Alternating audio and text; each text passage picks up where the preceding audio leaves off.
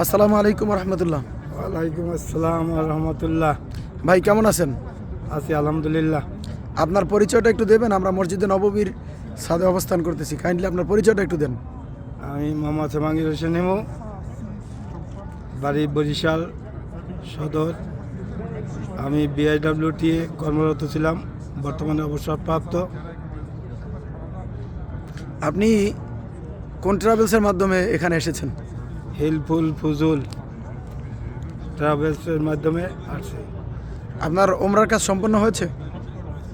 আলহামদুলিল্লাহ। আপনাদের সাথে যে কমিটমেন্ট ছিল, সেই কমিটমেন্টের কোনো ব্যত্যয় ঘটেছে? কোনো প্রতারণার শিকার হয়েছেন? আলহামদুলিল্লাহ, কারণ হয়েছে তার সাথে যে ধরনের কথাবার্তা হয়েছে এটা সেইভাবেই সে করছে।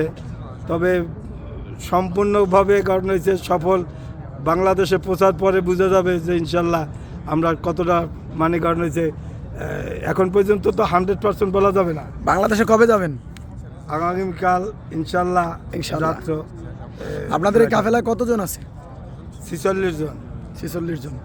সব মিলিয়ে আপনি কি সাজেস্ট করেন যে লোকজন আল্লাহর রাসূলের দেশে আসুক, উমরা হ্যাঁ, করুক? অবশ্যই। ঘটনা হয়েছে এই দেশেরটা তো ঘটনা হয়েছে অন্য পৃথিবীর সর্বদেশ অপেক্ষা উত্তম, এবং এখানে প্রত্যেক ধর্ম বীর মুসলমানদের আসা উচিত বলে, যাদের সামর্থ্য আছে তাদের প্রত্যেকেরই এখানে আসা উচিত এবং ন্যায় থাকা ভালো।